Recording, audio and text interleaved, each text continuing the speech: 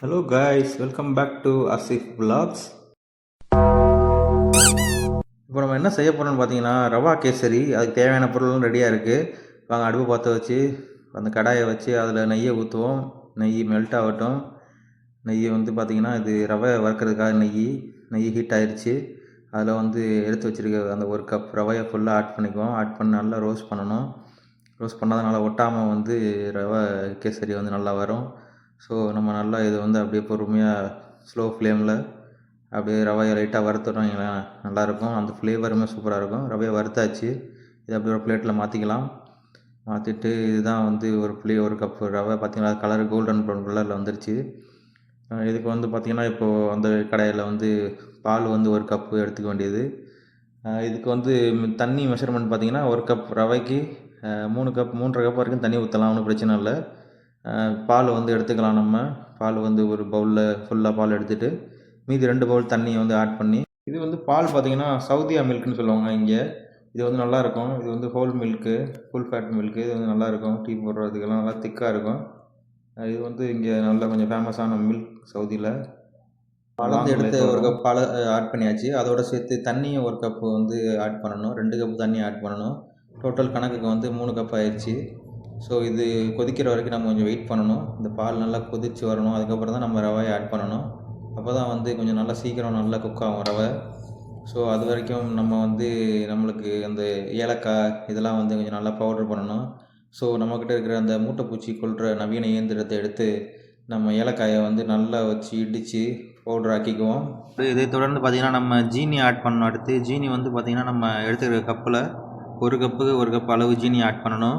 அது நீங்கள் எந்த கப் யூஸ் பண்ணுறீங்களோ அதே கப்பில் வந்து ஜீனி எடுத்துக்கோங்க. அப்போ தான் அது கரெக்டான சுகர். பால் பார்த்திங்கன்னா நல்லா கொதித்து வந்துக்கிட்டு இருக்குது. இந்த மாதிரி பால் கொதிக்கணும். கொதிச்சதுக்கு அப்புறம் தான் நம்ம வந்து ஃப்ரை பண்ணி வச்சுருக்கிற அந்த ரவையை வந்து அப்படியே பொறுமையாக கொஞ்சமாக கட்டிப்படாமல் லைட்டாக உள்ளே ஆட் பண்ணிக்கலாம்.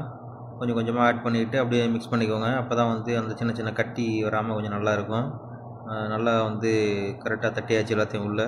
இதை வந்து நல்லா அடிப்பிடிக்காமல் கிண்டணும். அதுதான் இதில் உள்ள பெரிய டாஸ்க்கு. நல்லா அப்படியே பொறுமையாக கிண்டிகிட்டே இருக்கணும். நீங்கள் வந்துட்டு அப்படியே கேப் விடாமல் கிண்டிகிட்டே இருக்கணும். லைட்டாக பிடிக்கிற மாதிரி இருந்துச்சுன்னா கொஞ்சம் லைட்டாக நெய் கொஞ்சம் ஆட் பண்ணிவிட்டு அப்புறம் அப்படியே லைட்டாக கொஞ்சம் மிக்ஸ் பண்ணுங்கள். அது கொஞ்சம் உங்களுக்கு அடி பிடிக்காமல் கொஞ்சம் நல்லாயிருக்கும். பார்த்திங்கன்னா உங்களுக்கே தெரியும் எவ்வளோ சாஃப்டாக வேறு லெவலில் வந்து ரெடியாக இருக்குது. இதுக்கப்புறம் தான் நம்ம எடுத்து வச்சுருக்க ஒரு கப்பு ஜீனி ஆட் பண்ண போகிறோம்.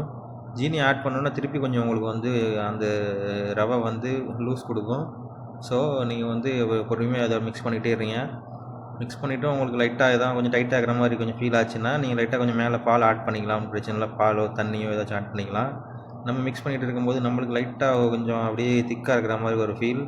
ஸோ நம்ம வந்து என்ன பண்ணிட்டோம், கொஞ்சம் லைட்டாக வந்து பால் வந்து சும்மா ஒரு 100 ml அந்த மாதிரி ஆட் பண்ணிக்கிட்டோம். மேலே ஆட் பண்ணிவிட்டு திருப்பி அகைன் வந்து கொஞ்சம் நெய் மேலே ஆட் பண்ணிவிட்டு அப்படியே கிண்டிக்கிட்டே இருக்கும்போது நம்மளுக்கு ரொம்ப இன்னும் சாஃப்ட்னஸ் கிடைக்கும். நெய் ஆட் பண்ணியாச்சு. ஆட் பண்ணதுக்கப்புறம் கொஞ்சம் லைட்டாக கொஞ்சம் பால் கொஞ்சம் ஆட் பண்ணிவிட்டு அதோட நம்ம தட்டி வச்சுருக்க ஏலக்காயும் கொஞ்சம் லைட்டாக ஆட் பண்ணிக்கலாம். பால் ஏன் இப்போ ஆட் பண்ணுறோன்னா கொஞ்சம் மிக்ஸ் பண்ணுறது கொஞ்சம் வசதியாக இருக்கும். இந்த ஏலக்காய் வந்து இடத்துலையும் போய் கொஞ்சம் நல்லா பரவும். நம்ம இதுக்கு இடையில வந்து என்ன பண்ணுறோம், அதை வந்து ஒரு நெய் தடவி அந்த ட்ரேயை வந்து செட் பண்ணி வச்சுக்குவோம். இதை தான் நம்ம வந்து அந்த கேசரியை வந்து வைக்க போகிறோம் எடுத்து. ஸோ இதை வந்து கொஞ்சம் லைட்டாக நெய்யை அப்ளை பண்ணி அப்படியே பிளேட் செட் பண்ணிக்கலாம். அப்படி கடாயிலேருந்து அப்படியே பிளேட்டுக்கு மாற்றும் போதே அதோடய ஸ்ட்ரக்சர் பார்த்திங்களா வேறு லெவலில் ரொம்ப சாஃப்டாக கரண்டிலாம் ஒட்டாமல் அப்படியே அதோட லுக்கு வேறு லெவலில் இருந்துச்சு. இதை தொடர்ந்து பார்த்திங்கன்னா வந்து நம்ம வந்து அப்படியே மேலே அப்படியே கார்னிஷ்காக வந்து கட் பண்ணி வச்சுருக்கிற முந்திரி பருப்பை வந்து அப்படியே ரொம்ப ஃபைன் சாப் பண்ணி அதை அப்படியே மேலே தூவி விடுவோம். அதை தூவிட்டு பார்க்கும்போது அதோட லுக்கு வேறு லெவலில் இருந்துச்சு. இதில் வந்து இந்த கேசரியில் வந்து கலர் பொடி ஆட் பண்ணலை நாங்கள். கொஞ்சம் நேச்சுரலாகவே இருக்கட்டும்னு சொல்லிட்டு ஒயிட் கலர்லேயே வச்சாச்சு. ஸோ அந்த ஃபுட் கலர்லாம் வந்து ஆட் பண்ணுறது அந்தளவுக்கு ஹெல்த்துக்கு வந்து இஷ்யூவாக இருக்கும். ஸோ ஆர்கானிக்காக நேச்சுரலாக ஒரு ரெசிபி உங்களுக்காக. நீங்களும் இதே மாதிரி ட்ரை பண்ணுங்கள். இந்த ஃபுட் கலர் ஆட் பண்ணாமல் நல்லா வேறு லெவல் டேஸ்ட்டில் இருந்துச்சு. உங்களுக்கே தெரியும்னு நினைக்கிறேன். ஓகே, வாங்க சாப்பிட்லாம் guys. Finish everything. Okay guys, video பிடிச்சிருக்குன்னு நினைக்கிறேன். வீடியோ பிடிச்சிருந்தால் லைக் பண்ணுங்கள், ஷேர் பண்ணுங்கள், சப்ஸ்கிரைப் பண்ணுங்கள். வேறு ஒரு வீடியோவில் வேறு ஒரு டிஷ்ஷில் மீண்டும் சந்திப்போம். நாங்கள் எல்லாம் சாப்பிட ரெடி ஆகிடுச்சு. மட்டன் கறி, white rice with kesari. So see you next video. தற்பொழுது உங்களிடமிருந்து விடைபெறுவது உங்கள் ஆசிப். நன்றி, வணக்கம்.